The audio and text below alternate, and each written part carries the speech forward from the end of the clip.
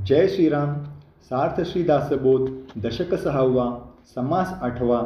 दृश्य निरसन. दृश्य मिथ्या असून दिसते का, हा खरा प्रश्न आहे.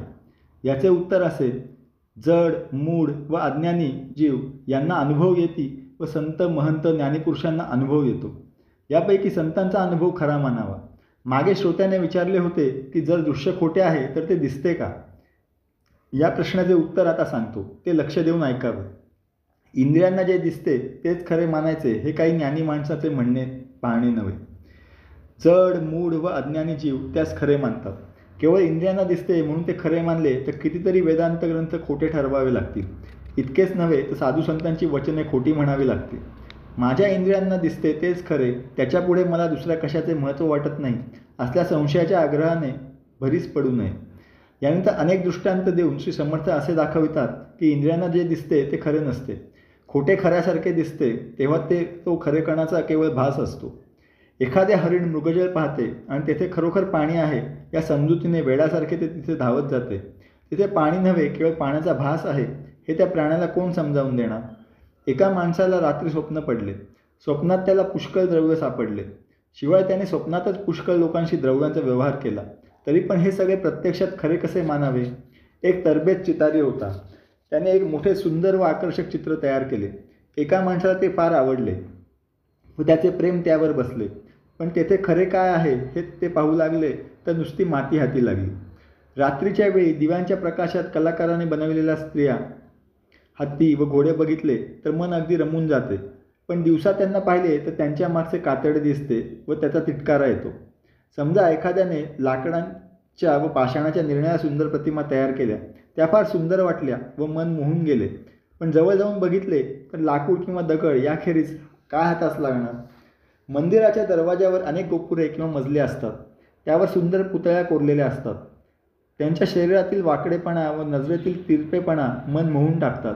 त्यांचे सौंदर्य पाहून मन तदाकार होते. परंतु त्या कशाच्या केलेल्या आहेत याचा विचार केला तर चुना, वाळू व ताक हे पदार्थ तेथे आढळतात. दशावताराचा खेळ करून दाखविणारी पात्रे असतात. त्यात काही सुंदर स्त्रिया असतात. पुरुषांकडे पाहून त्या मोठ्या चातुर्याने डोळ्यांच्या खुणा करतात. परंतु मनाला वेळ लावणाऱ्या त्या स्त्रिया नसून चांगले धडधाकट राकट पुरुष असतात. जसा एकच बहुरूपी अनेक सोंगे दाखवितो तेव्हा त्याने घेतलेली सोंगे मिथ्या असतात. मूळचा तो एक तेवढा खरा. त्याचप्रमाणे अनंत नामरूपांनी नटलेली ही सृष्टी मिथ्या आहे. मूळचे एकच एक परमार्थ स्वरूप तेवढे खरे. आपल्याला हे दृश्य खरे वाटते तो अविद्येचा परिणाम आहे असे समजावे. खोटे जेव्हा खऱ्यासारखे दिसते तेव्हा ते खरोखरच खरे आहे का याचा विचार करावा. आपल्या सदोष दृष्टीला जे दिसते तेच खरे असे मानणे योग्य नाही. वर पाहिले तर आकाश पालथे दिसते. तेच आकाश पाण्यात पाहिले तर उताणे दिसते. या दोन्हींच्या मध्ये चांदण्या चमकतात. पण हे सगळे मिथ्या आहे, कारण आपल्या डोळ्यांना जे तसे दिसते ते तसे नसते. एका राजाने शिल्पकार बोलविले आणि त्याच्याकडून काही व्यक्तींचे अगदी हुबेहूब पुतळे तयार करविले. पुतळा पाहिल्यावर तो प्रत्यक्षच आहे असे वाटे, परंतु अखेर ते पुतळेच होते. डोळ्यामध्ये खरोखर भावली नसते. पण आपण डोळ्यांनी जेव्हा पाहतो तेव्हा ती डोळ्यात दिसते. आपण जे पाहतो त्याचे प्रतिबिंब आपल्या डोळ्यात पडते. ते खरे मानणे बरोबर नाही. पाण्यावर पुष्कळ बुडबुड्या उठतात. प्रत्येक बुडबुड्यामध्ये प्रतिबिंबे दिसतात. बुडबुडे लगेच फुटतात. ती रूपे देखील फुटून जातात. म्हणून ती रूपे मिथ्या असतात. आपल्या हातात आपण 2-4 लहान आरसे घ्यावे व त्यात आपले तोंड पाहावे. जितके आरसे असतात तितकी आपली तोंडे दिसतात. परंतु ती सगळी पाहिल्यापासून अखेरपर्यंत खोटी असतात. आपले तोंड एकच असते. नदी तीरावरून होडी ओझे घेऊन चालली तर तिचे प्रतिबिंब पालथे दिसते किंवा आपल्या आवाजाचा तितकाच मोठा प्रतिध्वनी येतो. विहिरीच्या व तळ्याच्या काठी पशुपक्षी, माणसे, वानरे, इतर वस्तू आणि मोठी मोठी झाडे असतात. पाण्यात त्यांचे प्रतिबिंब पडते व ते पाण्यात व पाण्याबाहेर दोन्हीकडे दिसतात. त्यांचे प्रतिबिंब खरे नसते. एखादे शस्त्र वेगाने हलवले तर 2 शस्त्रे दिसतात. एखादा दोरा ताणून वाजविल्यास तो 2पणाने भासतो. समजा आरसे महालामध्ये एक सभा भरली तर तेथे आरशामध्ये आणखी सभा भरलेल्या दिसतात. त्याचप्रमाणे पुष्कळ दिव्यांची रांग पेटवली तर एकाच वस्तूच्या अनेक छाया दिसतात. अशा रीतीने हे अनेक प्रकार खरे नसून खऱ्याप्रमाणे वाटतात. ते खरे नसताना खरे आहेत असे समजून त्यांच्यावर विश्वास कसा ठेवता येईल. या सगळ्याचा अर्थ असा की माया जादूगिरी करते व खऱ्यासारख्या दिसणाऱ्या खोट्या वस्तू निर्माण करते, परंतु जाणत्या माणसाने त्या खऱ्या कधीही मानू नये. जे खरे नाही ते खरेपणाने मानले तर मग खऱ्या खोट्याची परीक्षा करणाऱ्या जाणत्यांची गरजच उरत नाही. परंतु अविद्या आली की तिच्या प्रभावाने असेच प्रकार घडतात. एखादा जादूगार जेव्हा जादूचे खेळ करतो तेव्हा त्याने निर्माण केलेल्या पुष्कळ वस्तू खऱ्या वाटतात, परंतु खेळ संपल्यावर पाहिले तर त्या सगळ्या खोट्या होत्या असे निश्चयाने कळते. राक्षससुद्धा अशीच माया रचतात आणि ती देवांना देखील खरी वाटते. पंचवटीमध्ये असताना श्रीरामाने भुलून खोट्या हरणाचा पाठलाग केला. राक्षस मायेने आपले शरीर बदलतात, एक असून पुष्कळ होतात आणि युद्धामध्ये रक्ताच्या थेंबातून नवीन राक्षस जन्म घेतात. अनेक वस्तू व फळे यांची रूपे घेऊन राक्षस द्वारकेत शिरले. अशा कपटी राक्षसांना श्रीकृष्णाने ठार मारले. रावणाचे कपट कसे ते बघा ना. त्याने श्रीरामाचे खोटे शिर केले आणि सीतेला दाखविले.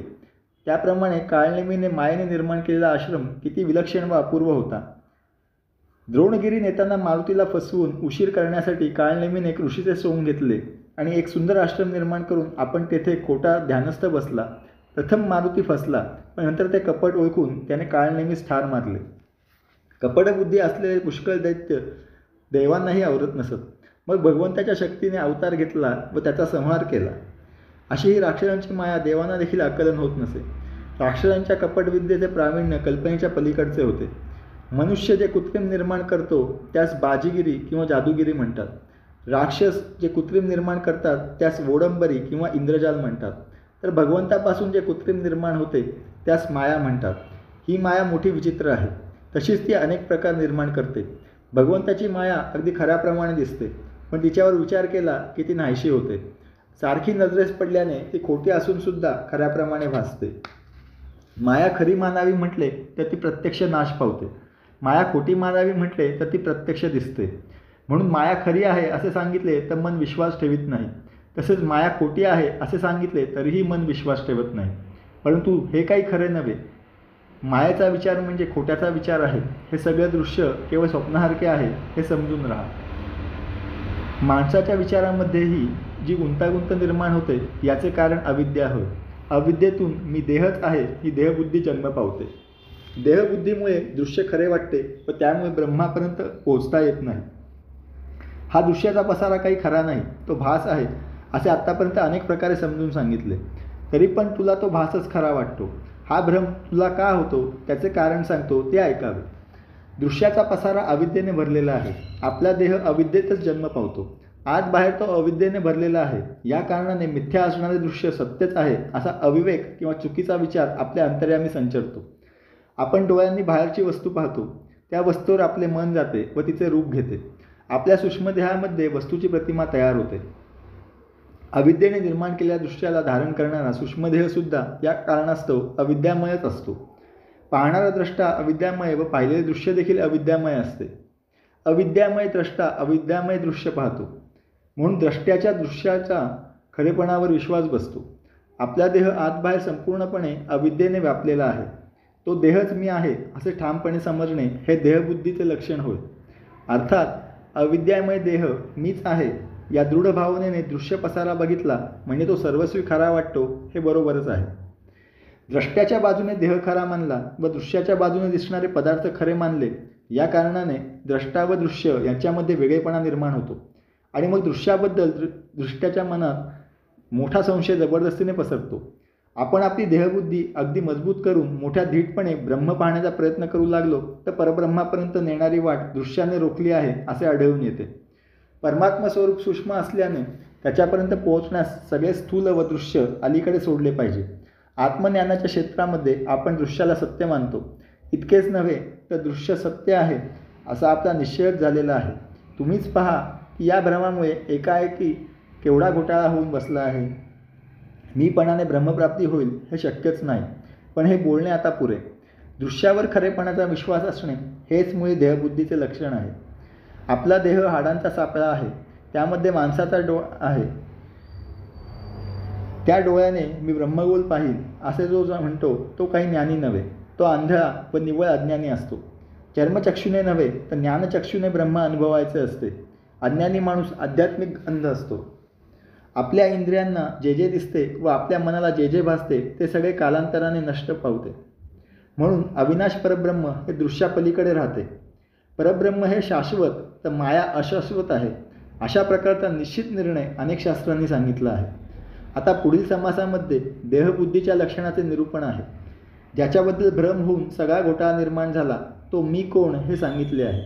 मी कोण हे नीट समजून घ्यावे, मग देहाच्या मीपणाचा त्याग करून खऱ्या मीशी अनन्य व्हावे, एकरूप व्हावे.